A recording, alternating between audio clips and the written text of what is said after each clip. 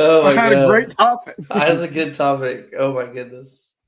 Oh shit, that's At funny. 2, I'm going to ask a question. Okay, that was good. I mean, it is what it is. You saw that they retired Cam Newton's jersey today, or they're going to retire it against Georgia this year. Yeah, Really, no, didn't see that. I didn't see that. Yeah, I no, thought they nobody's would have worn it. done that. I thought they would have Nobody's worn it retired it since. after this, after the championship. They won. If you're Yeah, listening to well, this now, we literally recorded this and messed up and did not hit record. So, candid moments on the back porch true, live. true. True. Anywho's, As SEC guys, though, we did have a nice little documentary, but Nate hasn't I watched it haven't yet because watched he it. doesn't want to see Nico and get upset, even though Tennessee gets like a half of an appearance in the whole show. I'm working on it. I'm giving it to the Lord. Hope I pray that he doesn't get hurt because he doesn't have an offensive line to block from this year. So I'm getting better at it as a true fan. I know I feel like I'm getting better. But yeah, all I heard is that the documentary is pretty much the Pavia show. So Yeah, Pavia's in it a lot. It's Pavia and Shane Beamer a whole lot of, but Shane Beamer's entertaining. Diego Pavia, yeah. you kind of like him in some parts of it, and the other parts are like, this guy's really. I mean, you should hate him. Like you should. I mean, sure. I don't like the guy. I don't New like seeing him run up against my team. New Mexico and Auburn back-to-back years. He owns Auburn, that's for sure. He owns Hugh Freeze. 3 times he's beaten Hugh Freeze. He beat him at Liberty too. This guy has Hugh Freeze's nuts. So, dude, seriously. So, but yeah, I haven't watched it. I'm excited for college football, so I feel like if I do watch it, I'm gonna get too hyped up. So I probably will watch a little bit of it like Thursday and like roll into Friday night, and then ready for Saturday. Week 0 college football matchup, top 25, Farmageddon. I know you're excited. It's in Dublin. All the grass, all the green, all the white people playing power football. They're gonna watch this game and they're gonna think it's rugby. The Irish. After last year, it is rugby. It's basically rugby. They're getting the rugby-ish game of the Big Ten, and I'm here for it. I'm here for it. I'm super excited for it. Welcome back to another edition of College Football Talk on the Back Porch with Nate and Jake. I am your host, Nate, and FPI Killer Jake, aka Painkiller, because he's got back issues. Jake is with us today. We're going to be talking ball. We got who's cooking on week 1 and week 0. We got we got porch predictions we got coming up. We got a full line and also our MVPs of week 1 potentially. So let's get it rolling. Jake, I would say how you been? You've been hurting. Been better, but we're good. We're getting there. Maybe the 30, 40 minutes right here, we can keep your mind off of your back before you get some back surgery, before you go on the DL. If you see me get up, it's just a quick stretch. I'm gonna do a quick stretch, hop back down. We'll keep it rolling. Or if I mute my camera, you guys know I'm just getting a little stretch in. We'll definitely get you on when you're drugged up for sure. Oh, that'll be super fun. That'll be the best. I'll be stiff as a board, like, hey, what's going on, guys? This is the Back Porch. Hello. Yeah, I may wear a mask the whole actual show. I'll take an edible as well to join you. Yeah. All right. Just have a good time, just talking ball. Oh, man, that would be great. Be like Ozzy Osbourne. Tribute to Ozzy by acting like Ozzy, talking ball. We'll have really good conversation in our brains going on. We'll just sit there staring at each other, thing we're talking. What is the news? We have any news to report going into week 0? Anything of alert that has topped NCAA charts? Anything like that? Any Georgia players got arrested this week? I don't think so. Auburn had another guy indefinitely suspended from the football team for breaking team rules. Antonio Coleman, defensive tackle. But hey, he wasn't drinking and driving or anything apparently. Yeah, apparently, you can't get suspended for that. That's standard though, Georgia. So yeah, but no, nothing crazy. I mean, obviously I follow Auburn, so there's a lot of little tidbits here and there. Yeah, the Hugh Freeze said, but nothing noteworthy, nothing major. Nothing to the nation. I think the biggest thing this week in college football would be I mean, I'm not trying to make it about Tennessee, but the $20 million signing of Adidas, moving from Nike to Adidas to set the standard of what these potential endorsement or these contracts will look like moving forward in the year. Because I know Adidas came in with a hefty bag saying, hey, we'll make you a priority, leave Nike, because they were making like 4.5 to 5 million in Nike per year, which that doesn't really cover anything. No.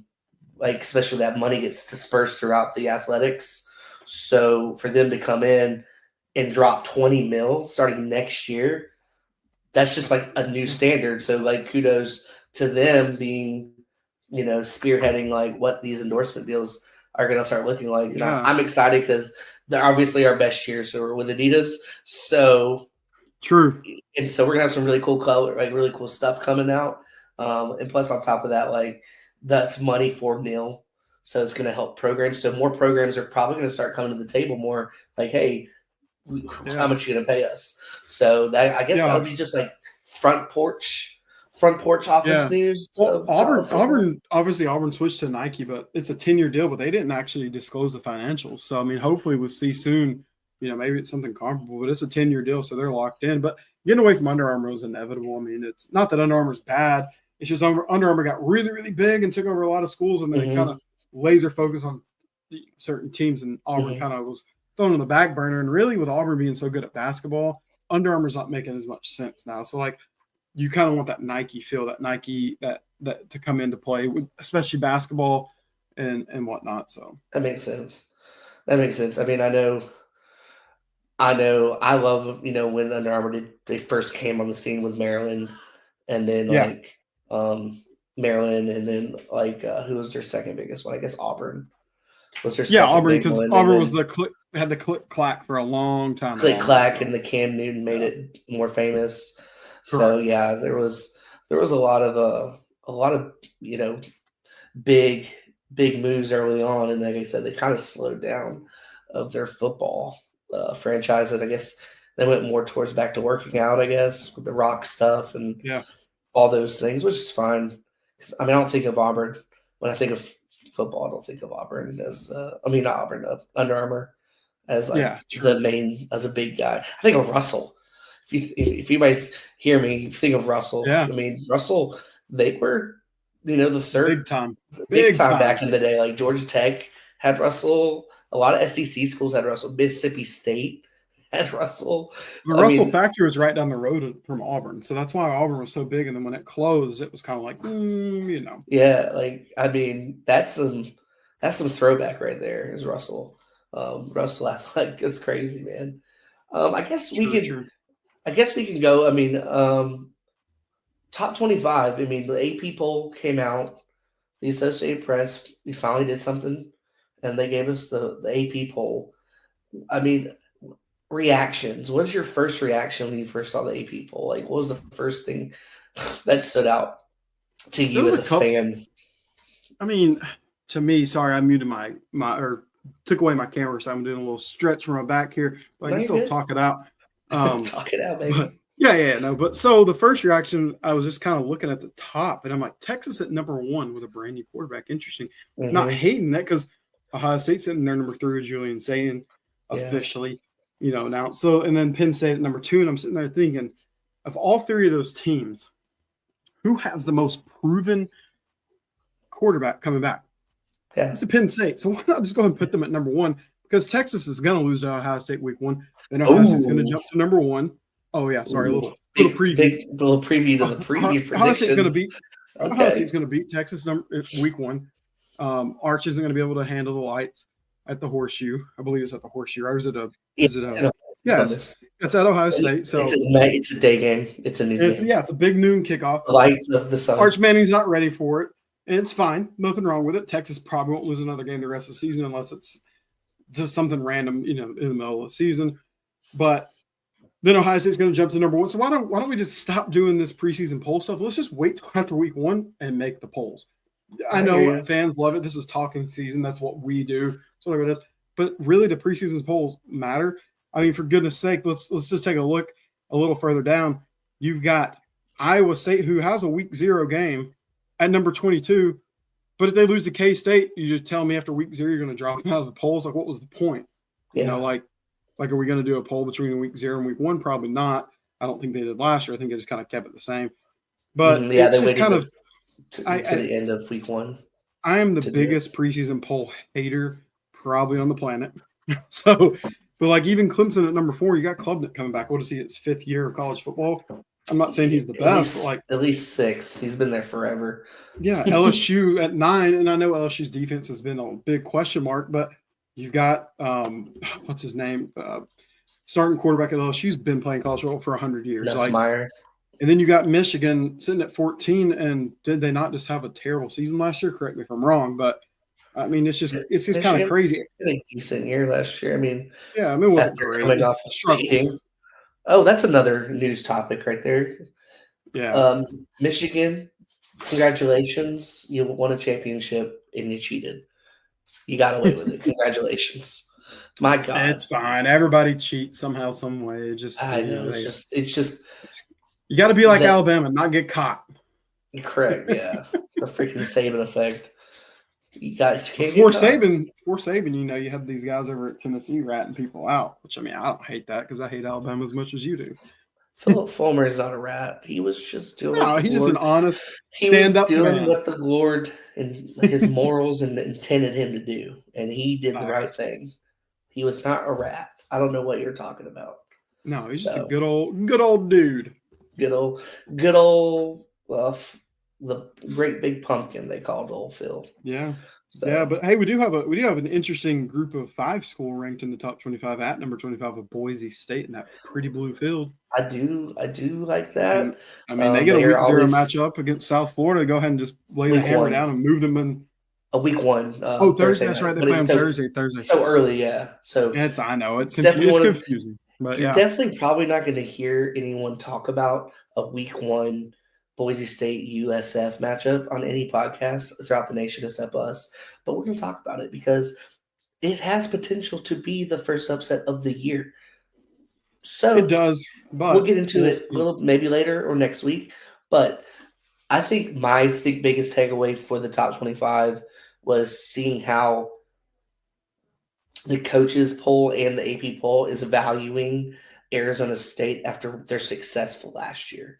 Because they brought them in at 11. I know they're bringing back a ton of players and really in a great quarterback. Dillinger is doing a fantastic job coaching that team up. Yeah, but you lost your heart and soul, right? Like the guy who literally put the team on his back the entire season is playing for the Giants now. Yeah, he's gone. And so unless there's another one of those dudes walking into the locker room, I don't see them legit being a top, 10 team almost right now. They could earn it. Like they could come out and scheme it up and find a way to win. Like last year, winning's contagious. Like this year's seniors group or older or upperclassmen could continue the winning success. But my thing is like guys like Cam Scattaboo, these guys are just like they're built different and they're leaders. They're like, give me the ball. Like if you remember watching the Texas game, like they were down and they came back in that game because that man was just doing everything he could. I think he threw up on the sideline, like because that's how much like testosterone, like that's how much adrenaline was running through his body, and he did that all year. So like my thing is this guy, like you got to replace this guy, and like that's like replacing a Goliath, the huge hole. True. So we'll see. I think they're going to be pretty good. I just don't think they're a number 11. That was my first reaction to the top 10. Like really the top 11 was at 11. But like everybody expected, the top 5 to be who they were. I was kind of surprised. Though, moving down, seeing where like Florida was at like 15, basically because of the hype they had going into the cup, going into college football, because everyone's like Lagway's this, Lagway's that, all the things, you know what I mean? And but they've got a murderer's schedule again. They've got the same schedule as last year. You can't. Just your home and away. If you think they're legit, then put them up higher. Don't be scared of the schedule. Like, you got to play your schedule no matter what. So, like, I thought they would have been more closer to like 12, 13 instead of like 15. I was surprised South Carolina was up above them in Michigan. So that was my first reaction. But South Carolina is all about that quarterback over.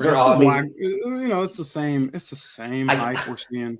It's the same hype. We'll see. South Carolina's got a really tough schedule too. So Jam Miller for Bama is going to miss like 6 to 8 weeks. Yeah, he had a collarbone. Right, yeah, and they've got a brand new starting quarterback. You put them at 8. I know Bama's Bama. They've got all. I mean, it's their O line. It's their D line. Their O line. And their O line's incredible. I mean, they're going to have probably 2 first-round draft picks off their O line, if not 3. I mean, the whole line. The whole line is going to get drafted again. So, but it's still one of those things. Again, this is why preseason polls are the worst. Mm-hmm. I mean, we got to start somewhere, right? So you got to do it right. So yeah, I mean, I literally look at 15 through 25, and you just put it in a hat and just shake it and pull it out of a hat at the moment. There's a lot of teams are going to prove themselves the first 3 weeks, but that was my first just kind of reaction to the poll in the news. When it came out, I know a lot of people are upset because BYU didn't make it in the top 25. Well, they lost their quarterback because he liked to have sex. So there you go. I mean, there's things that happen. A lot of Indiana fans, a lot of Big Ten guys are like, well, Indiana should be ranked higher. They brought in, a really good transfer quarterback and whatnot. A lot of Ole Miss fans think they should be higher. I've heard a lot of Baylor fans saying, well, why aren't Baylor fans? They should. Why are we not ranked? And I'm like, listen, you beat Auburn, you're ranked. Yeah, you're ranked. Right away, and same for Auburn. Auburn beats Baylor, you're jumping. They'll be ranked. That is the what I call the 26 and 27. I mean, they're those teams are right there. Whoever wins is going to be ranked. The other one's going to be right there around the 30ish mark because they're not going to hate on you for losing too much. But like, stop complaining. Just go prove it on the field. That's why you won't hear me complain about Auburn not being ranked because we ain't proved nothing on the field. We got it all on paper, baby. We've not proved a thing. So why should we be ranked? Go and prove yourselves. Go out and win games. Clearly, obviously, I mean, Auburn, they know how much. I mean, after seeing Hugh Freeze throw his visor on the practice field this week because no one was. I can't believe that was news. That's when you know it's talking season. When you get mad about a coach doing coach throwing stuff, people are like, oh, how many times did Nick Saban take that stupid? Jackson Arnold isn't, he's clearly not the man for the job. It's like, just no one was getting open during 7-on-7. We're doing 7-on-7s. You're not allowed to throw the ball away. Everyone is just overanalyzing everything. Everything. It's talking season, and season. It ends this weekend, baby. It ends this weekend. We're about to start it up. That's as we transition into week 0 as it begins. We are in week 0. Let's talk about the best game this weekend, Farmageddon.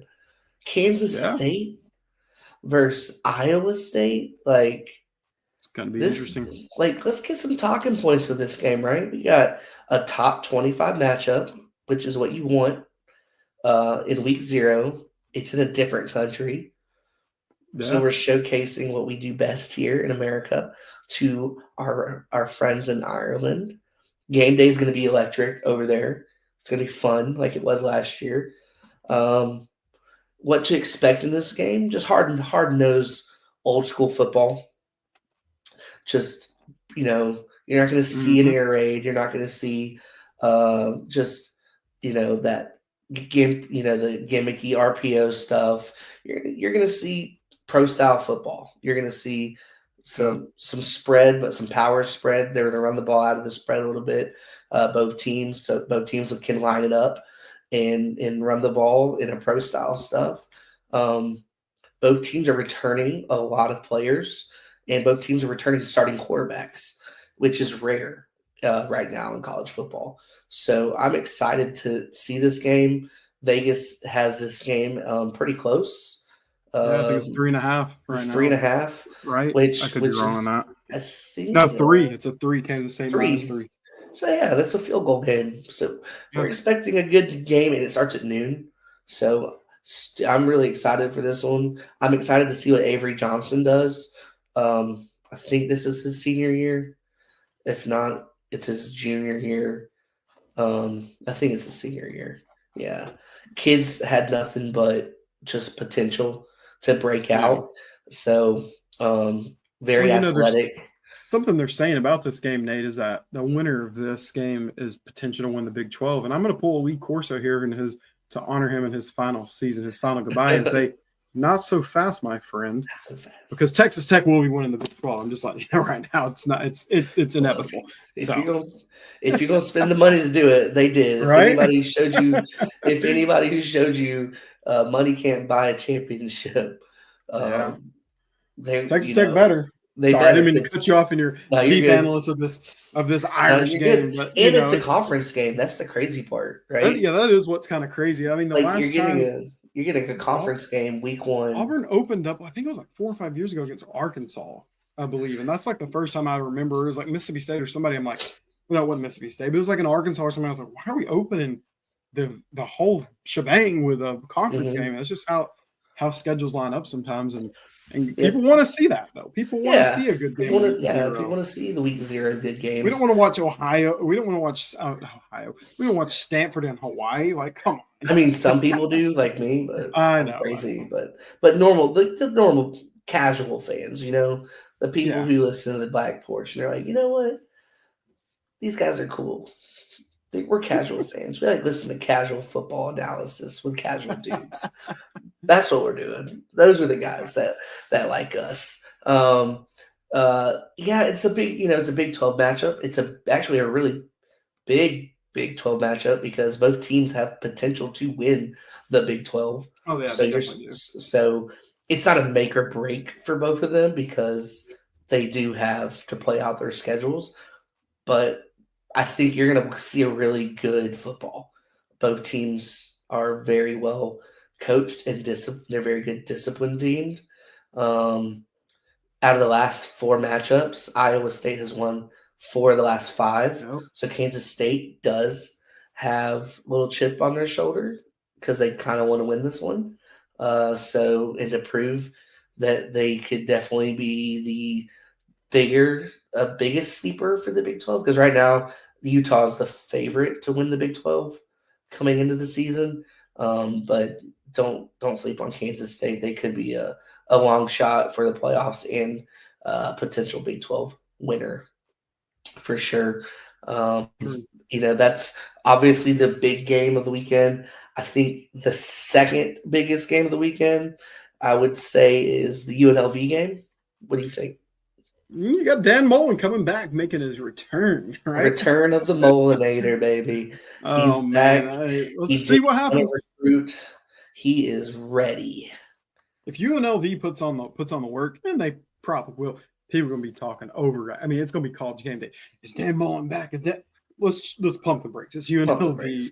Let's see what happens. Let's give it at least 6 games before we jump on the Dan Mullen is back train.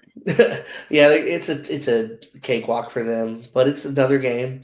There's a lot of little hype around UNLV because of STEM, and he brought in a lot of transfers, guys that were like former 5-star guys who'd never really worked out at their previous places.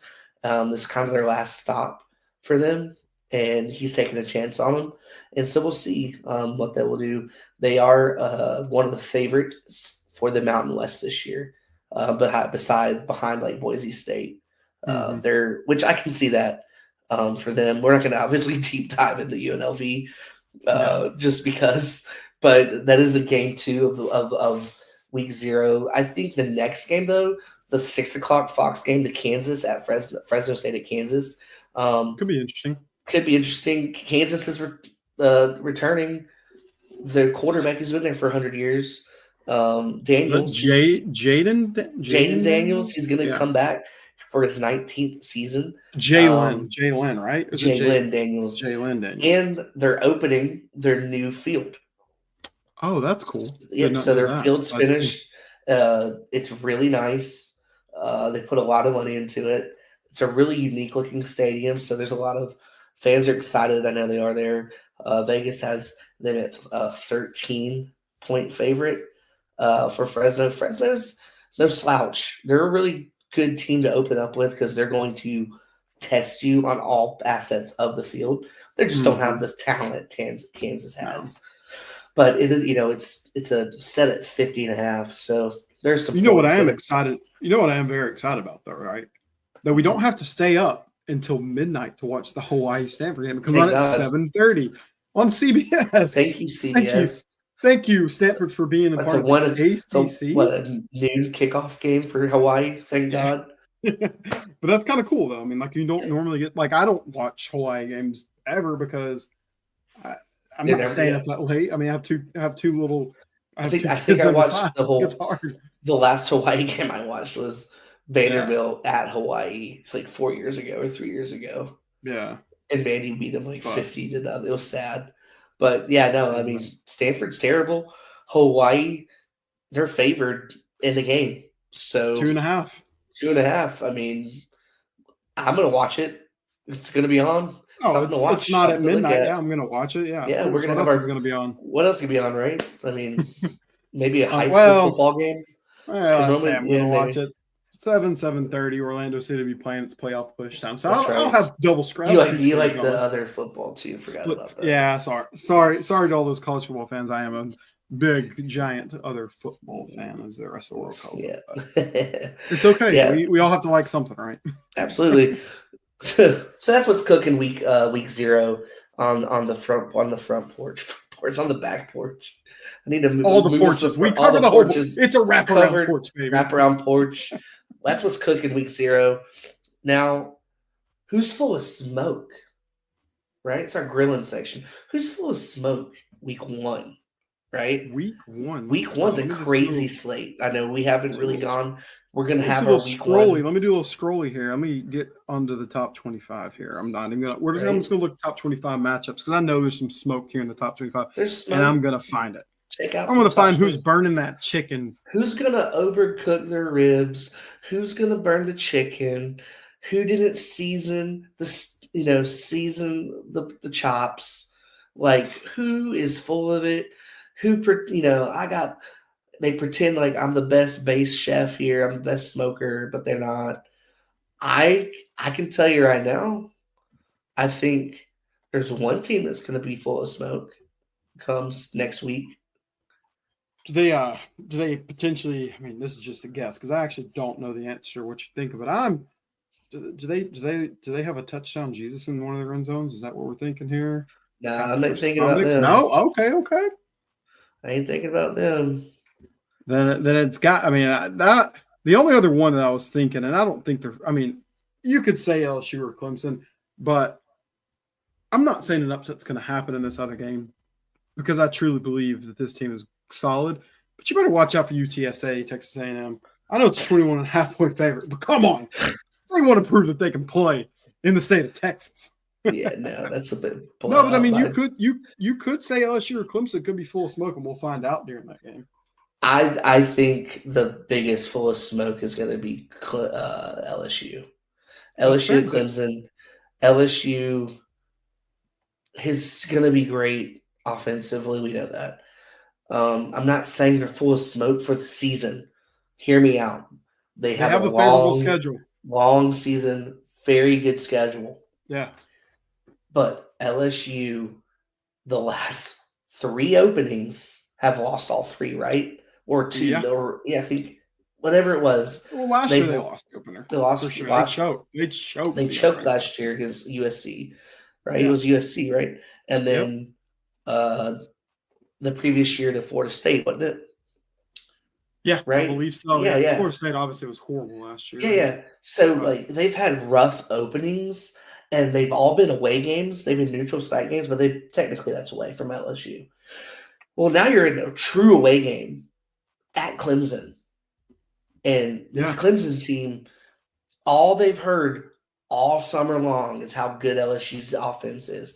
Their offense. Well, Clemson's returning a ton of talent on that defensive front, and their whole defense is ready to go to the NFL. It's one of those years where they're stacked. and they're mad. They're mad, and they're being told by Dabo, who's the nicest guy in the world, y'all stink. Watch me run down this thing. Watch me run down this hill because it's awesome. Watch me run down the hill. I'm gonna beat all y'all down there. Like his pregame speeches, y'all stink. He's gonna Christian custom all day long. Y'all stink like Jezebel booty. Y'all smell.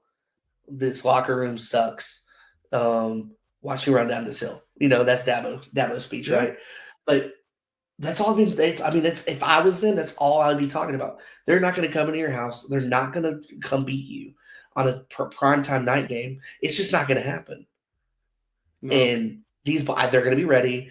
I just think that game, it's going to be full of smoke for LSU because LSU is going to come into a really good scenario. It's going to be loud. It's going to be sold out. It's going to be hot. It's going to be crazy. Are they going to be able to run the ball? Are they going to be able to get their offense going? A really good defense, and vice versa. Is LSU's defense good enough to stop a very, very heavy senior loaded offense in Clemson? And that's my thoughts on it. That's why I'm like, hey, you said your ribs are good, but you kind of overcooked them week one, and that's where I'm going with in my who's smoking who's smoking week one for sure. That's mine. If you got one, I want to hear it. I got a serious one too, and it's a big one, and they may have to put me in witness protection after this. But I think Vegas is going to be called out for being full of smoke on one game in particular. Which one? And I promise this isn't just Alabama hate, but Alabama needs to watch out for that 13.5-point spread because you know who the offense coordinator is for Florida State? You know who it is? Mr. Gus Malzahn. And if anybody knows how to beat an Alabama team, I know Nick Saban's not still there, but that boy Gus Malzahn's going to fluoride vest-wearing freak. He's going to have a Traeger going on one side. He's going to have the charcoal on the other side, the classic charcoal. And you're not going to know what's coming because Gus just likes to make chaos happen. And that's what's the worst possible scenario for a week one game. And and a mobile quarterback. Alabama Nation, I am not saying you will lose to Florida State. I am saying a 13.5-point spread is very tricky territory because I think you guys might win by 2 or 3 scores. But going into that fourth quarter, it will be potentially a 10-point at most game. And you know what? I could be absolutely dead wrong, and I'm willing to admit that. But I know Alabama fans in the back of their mind are thinking, oh, my God, Gus Malzahn's coming down. Like, what has he got cooking up here? Like, oh, they got cold sweats. They're waking up, turning over, and kick sticks is flashing in their brain. The tomahawk's going to be chopping. And Kerryon Johnson keeps flashing, like, what are we going to do about Gus Malzahn? And so it's going to be wild. 13.5 is kind of crazy. But honestly, they could do it. And it's a tough environment. You're right. It's a tough environment. And like LSU, FSU fans are excited about this game. Like they are. Yeah. Just because it's the potential. I mean, look at last season. What else did they have to live on? Yeah, but you have really nothing to look up. Everything's up from here. Yeah. So if your team does come out and plays hard at home, here we are. And, Alabama, bringing in a new quarterback. Ty Simpson. Quarterback. New quarterback. Miller not playing. Sam Miller not playing. 14 other running backs. You got another 7 other jams. That's a big deal. Jam Miller's good. I mean, he's a very solid running back. And correct. And Ty Simpson, we're not saying he's bad. It's just new year, new quarterback. It's a tough little road game for week one. Yeah. It's not like a tune-up game like where you're playing it's tough. UAB, week one. A lot of it's a tough one. Georgia's got Marshall. I mean, how is Georgia going to get past Marshall? I mean, I don't know who scheduled that. That's such a tough game for Georgia. Tell you what, the Fire Bobos will be coming out if at halftime if it's 13-3 or something at halftime. The Fire Bobos, the good old Georgia Dogs will be livid. What would be great for that weekend though is Georgia wins by, let's say, 21-20, 28 or something, and then Miami comes down and beats Notre Dame by like 2 scores with taking their quarterback down to Miami. They're going to be all up in arms. Oh, why did you let him go? And you were hating the kid last year, so I don't even want to hear it. Yeah, I know, right? Oh, he sucks. Blah blah blah. It's like, well, he's the worst. Get him down there to Miami. I really, speaking of Miami, I'm glad you mentioned that game because that is a huge game that's getting a lot of attention, but not as much as the Texas Ohio State game. But that's huge. That is a massive game, right? Like Notre Dame, traditional rivalry. Notre Dame, Miami, convicts versus the Catholics. Both teams have history. The fans love it. Miami fans are really excited about the season. Cristobal got his team. He got his team set. The identity of the team is going to be this pro-style power football, really run it down your throat. He's got the quarterback to run his system. They got some good weapons that they brought in for him, but they're going to play really good defense. So this is a really good test for Notre Dame because Notre Dame is a really good team, and they're going to have to, get tested on the road. They're still even if they lose, they're still a playoff team in my opinion. But yeah, this is like coming out. I think it's a coming out game for Carson Beck just because if he gets the time to sit in the pocket and find his guys, he's gonna have a really good game. I think Notre Dame can afford to lose this more than Miami can because Miami plays in a very weak conference, and Notre Dame's schedule is no cakewalk. Their schedule is pretty tough this year. So I mean, it's going to be tough. I mean, Miami really needs to show out in this game and come away. So I would say, what's smelling good instead of what's smoking, but the good smoke, right? That hickory smoke. That cherry wood, smoke, that stuff where you're like, oh boy, you've been cooking that for how many hours to fall off the bone kind of smoke. I think that game is a good one. That's not getting as much love as the other games are. And it's a perfect night game. What is it? It's Saturday night? Sunday. Sunday night. Yep. 7:30 on ABC. Yep. And Sunday, we also have the South Carolina game versus Virginia Tech. And so that's a really good game as well. So another good game. But who's going to be our tailgate MVP? I got Backporch tailgate MVP week 0 or week 1. Who might be the MVP? Who's going to just have a phenomenal week, like a great week, a great football game? It could be a player, it could be a coach, it could be a whole group. It's none of those things. Or a whole team. None of those things. It's the fans, Nate. The fans are going to be the MVP of the week 1. Why? Because we have so many good games week 1. We start Friday night. Oh, we start Thursday. We start Thursday with the Boise State game. It's going to be a good game. Then you get Auburn and Baylor on Friday. Don't care what you think about either team. It's going to be a good game. And you roll into Saturday at noon, big noon kickoff, 1 versus 3. Come on. Give it to me. Then Sunday we end off with the number 10 versus number 6. The fans are in for a treat on week 1, and they will be the MVP because I know those frat boys are going to be pounding back. Monday, Labor Day.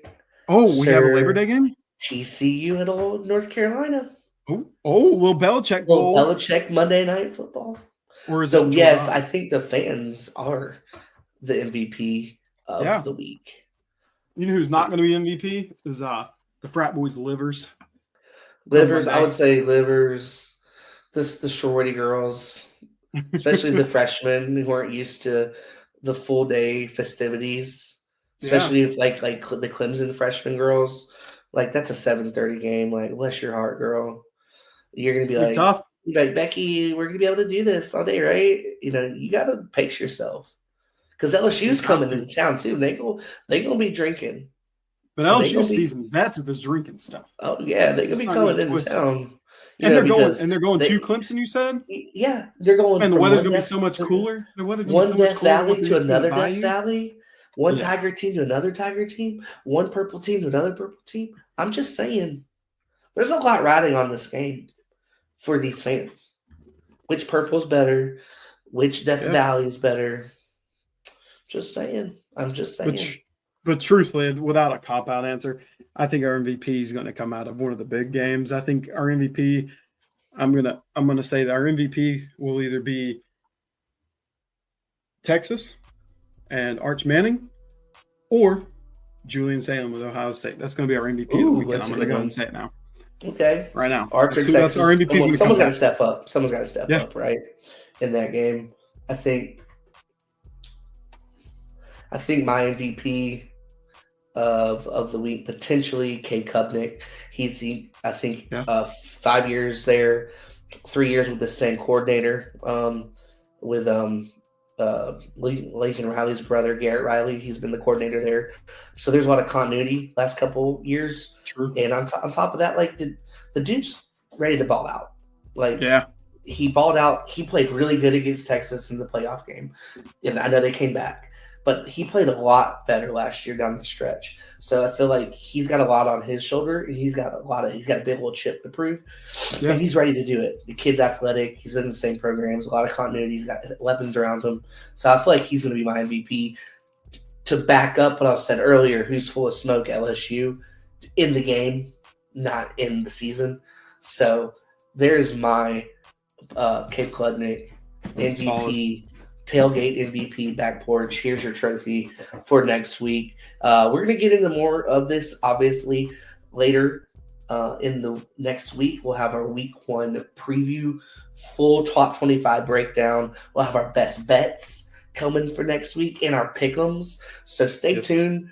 If you want more of the pod or even more of what we're doing, like, share, follow, continue to support us. We love it. That's all I got to say on the Back Porch. I'm Backporch Nate. I know Jake. He's probably going to say something crazy right now, so here he is. So go ahead, Jake. I got nothing crazy for you other than go ahead and give me Auburn by 2 scores against Baylor. Auburn 2 scores Baylor. That's pretty crazy. Let's hope so. Yeah. Night. Good evening. Good morning, whenever you're listening. Remember, like, share, and follow. Back Porch. We out.